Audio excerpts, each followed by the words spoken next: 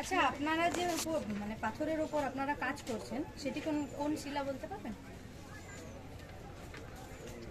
এটা শিলাটার নাম একদম প্রকৃতভাবে আমরা বলতে পারবো না, কিন্তু আমরা সব স্টোন বলে আমরা বলি বা 5টা কাস্টমারকে বলি একটু পাথরটা খাদান থেকে বেরোয় তো একটু রস থাকে, ভিজা ভিজা, কাজটা করার সময় একটু নরম থাকে, তারপরে যখন উপরে বাতাসে রোদে জলে সেটা আবার হাড় হয়ে যায়। আপনাদের এই শিল্প সুষমা আন্তর্জাতিক বাজারে যে জনপ্রিয় হয়েছে, আপনারা তা অবগত?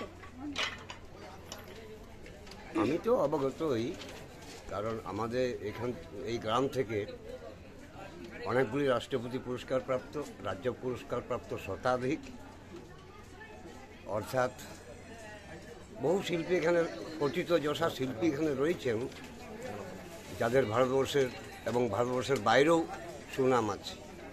সেরকম শিল্পী অনেক রয়েছে, আর তাদের হাতের কাজও মানুষকে মুগ্ধ করেছে, দেশের মানুষকে মুগ্ধ করেছে।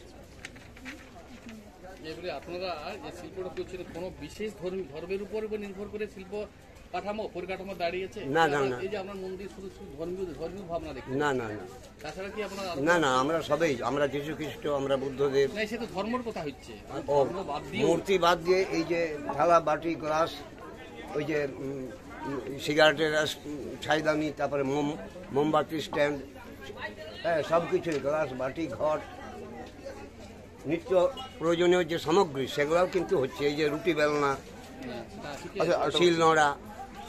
প্রশাসনিক দিক থেকে আপনাদের মানে কতটাই কি ইয়ে করছেন? প্রশাসনিক দিক থেকে তো সহযোগিতা সেভাবে আমাদের নাই। সরকারি সহযোগিতা আপনারা কতটা পাচ্ছেন? কিছু পাচ্ছেন? না না না, সেভাবে নাই। এখন এই বর্তমান সরকার একটা জিনিস করেছে, ভালো লাগছে, ওটা ওই শিল্পীদের 60 বছর পেরিয়ে গেলে একটা শিল্পী ভাতা যেটা করেছে, সেটাও অনেকে খুশি।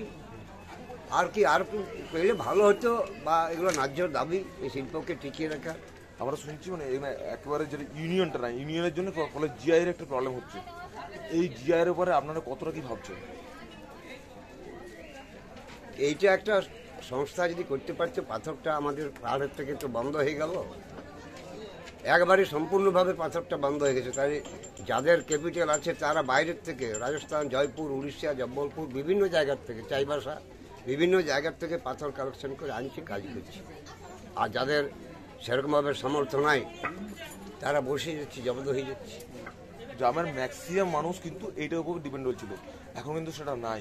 এটার কারণ কি শুশুনিয়া পাহাড়ের পাথর হতে পারে? শুশুনিয়া পাহাড়ের বিকল্প তো সরকারিভাবে আমাদের যে ইন্ডাস্ট্রিয়াল অফিসাররা বলেছিলেন যে একটা অর্থ এইটাতে ইনভেস্ট করে বাইরের থেকে পাথরটা এনে সাপ্লাই করার ব্যবস্থাটা আমরা করব, সে কথা বলেছিল। কিন্তু ওই চলছে, চুপচাপে আছে এখন, ওইভাবে অসুবিধার মাধ্যমে চলছে সব শিল্পীর। নামটা? উত্তম কর্মকার।